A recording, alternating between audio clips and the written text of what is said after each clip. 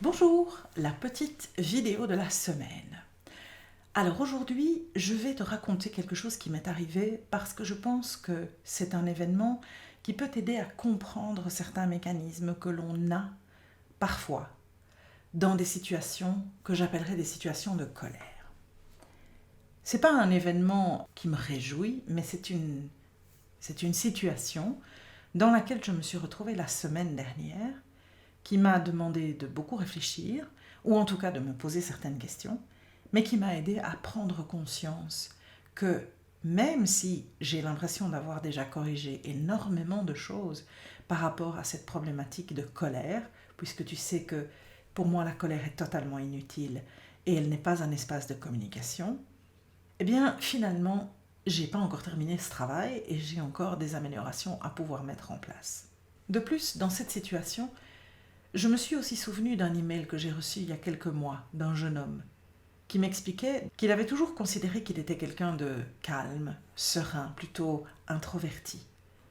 Et que depuis quelque temps, sa femme et les personnes autour de lui expliquaient qu'il était devenu très colérique, très agressif, qu'il se sentait mal par rapport à ça et qu'il ne comprenait pas nécessairement pourquoi. Ce qui s'est passé la semaine dernière, c'est ceci. Nous étions dans une conversation familiale, j'étais avec mes enfants, et une de mes filles prend la parole. Elle l'accapare, je dirais, la parole. Et je me suis rendu compte, a posteriori, que j'étais là en train de l'écouter, non pas pour l'entendre, mais pour lui répondre. Tant et si bien qu'à un certain moment, quand j'ai pris la parole, j'ai vraiment été désagréable. Je lui ai fait une réflexion agressive, désagréable, et elle n'a pas laissé passer cette réflexion que je venais de lui faire. Et elle m'a accusée. Elle m'a accusée en me disant que j'étais remplie de colère et qu'elle en avait ras-le-bol. Ce qui m'a extrêmement dérangée dans son message, c'est le fait qu'elle me dise que j'étais remplie de colère et que je l'exprimais constamment. Parce que je fais énormément d'efforts pour essayer de bien comprendre comment la colère se déclare et comment la gérer. Parce que dans d'autres situations, j'ai appris à très bien gérer cette situation de colère que parfois je rencontre.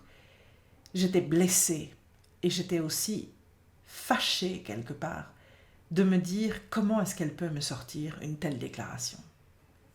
À ce moment-là, je me suis tue, je n'ai plus argumenté, j'ai juste écouté et j'ai laissé mon mari, qui était présent, avoir une interaction avec elle pendant quelques minutes.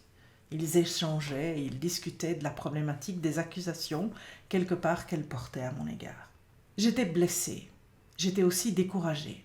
Et surtout, et c'est toujours le problème dans une position comme la mienne, elle m'accusait de façon plus agressive en me disant « Tu te permets d'écrire des livres sur la communication, mais tu es rempli de colère. » C'est difficile, venant de son propre enfant, ce genre de remarque, mais ça n'a pas incité autre chose chez moi qu'une vraie situation de questionnement.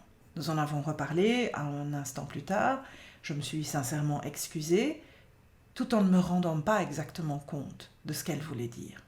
Je suis donc allée dormir en étant toujours en train de me dire « Pourquoi est-ce qu'elle me reproche d'avoir tant de colère ?» Et puis, le lendemain, j'ai pris conscience de quelque chose que je ne réalisais pas. Et je pense que c'est grâce à elle que j'ai pu comprendre ce qu'elle voulait dire quand elle me disait que j'étais constamment remplie de colère. En fait, j'ai des réflexes que je n'ai jamais questionnés, que je ne questionne pas parce que je ne me suis jamais arrêtée dessus. Ce ne sont pas des choses super graves, mais je peux comprendre que pour quelqu'un qui les subit, ça devienne à un certain moment inacceptable. Comment est-ce que je m'en suis rendu compte ? Je m'en suis d'abord rendu compte le lendemain midi. Nous étions de nouveau en train d'échanger et à un certain moment, un des enfants pose une question, mon mari répond et la réponse qu'il lui donne, je la trouve incomplète. Elle n'est pas à mes yeux correcte. Et au lieu de dire simplement « je ne suis pas tout à fait d'accord avec ce que tu viens de dire, je pourrais rajouter ceci, ceci et ceci, donc je pense que tu es un peu trop limitant dans la manière dont tu réponds à cette question », qui aurait été normale et logique, j'ai répondu « enfin tu dis n'importe quoi, c'est pas du tout le cas ». Et puis j'ai donné ma réponse. Dans l'attitude que j'ai eue à ce moment-là, j'ai été rabaissante, Je l'ai critiqué, insulté à la limite, en lui disant « tu dis n'importe quoi, pourquoi est-ce que j'ai eu besoin de faire ça? C'est pas nécessaire. » Et j'ai imposé ma réponse. Et puis quelques heures plus tard, nous étions dans la voiture, j'étais assise sur le siège du passager, qui n'est pas la position que je préfère de loin être à la conduite, et parce que nous avons dû nous arrêter brutalement, au lieu de dire simplement « attention » et puis simplement d'indiquer, j'ai crié dans la voiture, je l'ai exprimé, mais en haussant la voix très très fort. Ce qui est souvent quelque chose que je fais. Quand je vois un danger, quand quelque chose doit nous arrêter à la dernière minute, au lieu de le dire calmement, j'ai tendance à hausser le ton. Mon mari me dira quelque temps plus tard, ce n'est pas grave, moi ça m'arrange, parce que comme il est parfois distrait, une fois que je crie, il sait qu'il doit être au taquet. Mais je me suis rendu compte en fait que c'est ça que ma fille a essayé de me dire. C'est que quelque part, si j'essaye de faire énormément d'efforts dans certaines situations, dans la plupart des situations pour essayer de ne plus retomber dans ces réflexes, j'ai quand même encore ancré dans des habitudes que je n'ai pas questionnées, que je n'ai pas travaillées, des réflexes qui, quand ils se mettent en place, donnent cette impression d'une grande agressivité, d'une colère, comme elle l'expliquait.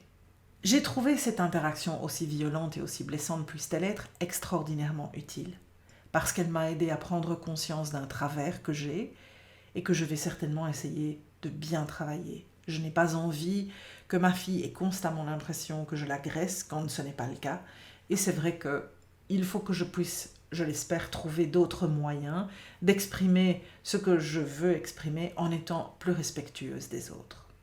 Donc, moi aussi j'ai encore des failles que je dois absolument corriger. Mais pourquoi est-ce que je faisais référence à ce mail? C'est parce que, en y réfléchissant, je me suis rendu compte que ce jeune homme qui m'a écrit, comme moi, sommes tous les deux des personnes qui cherchons à rester calmes, sereins et capables de gérer le stress de façon le plus calmement possible, je dirais.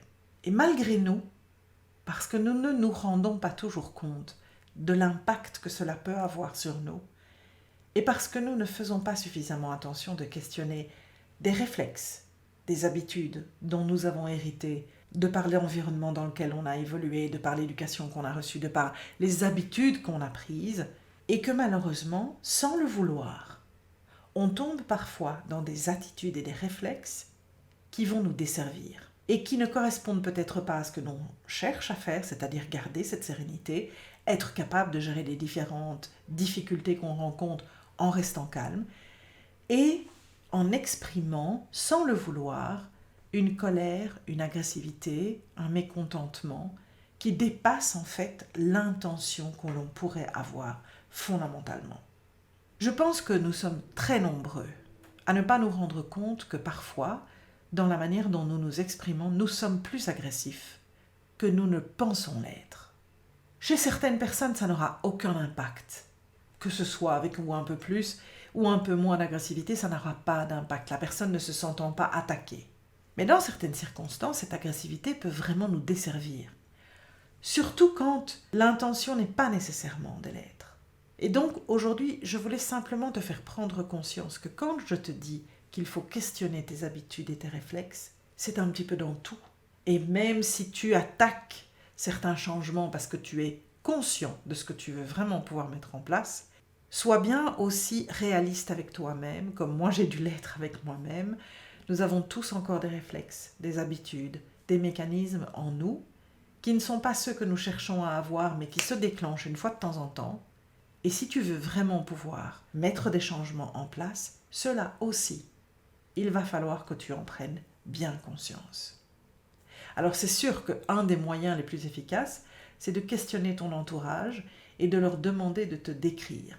C'est sûr que si je re-questionne ma fille et que je lui demande de me décrire, elle va sans doute pointer du doigt des éléments qui la dérangent, elle, c'est subjectif, mais qui pourront sans doute aussi m'aider à prendre conscience de ces petites choses que je ne mesure pas, parce que je ne mesure pas l'impact négatif qu'elles peuvent avoir sur les autres. Alors moi j'ai appris quelque chose que je vais devoir travailler, j'espère que je vais y arriver, j'espère que je parviendrai à pouvoir apprendre à être plus mesurée quand je dois m'exprimer, à me rappeler aussi qu'il est important de continuer à écouter pour entendre et pas pour répondre.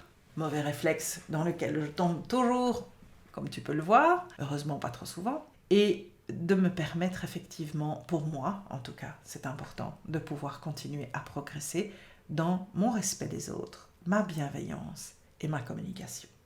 Alors pour que la tienne soit comme la mienne, une amélioration de tous les jours, je te souhaite une bonne semaine remplie de communication bienveillante et attentive. À la semaine prochaine. Salut!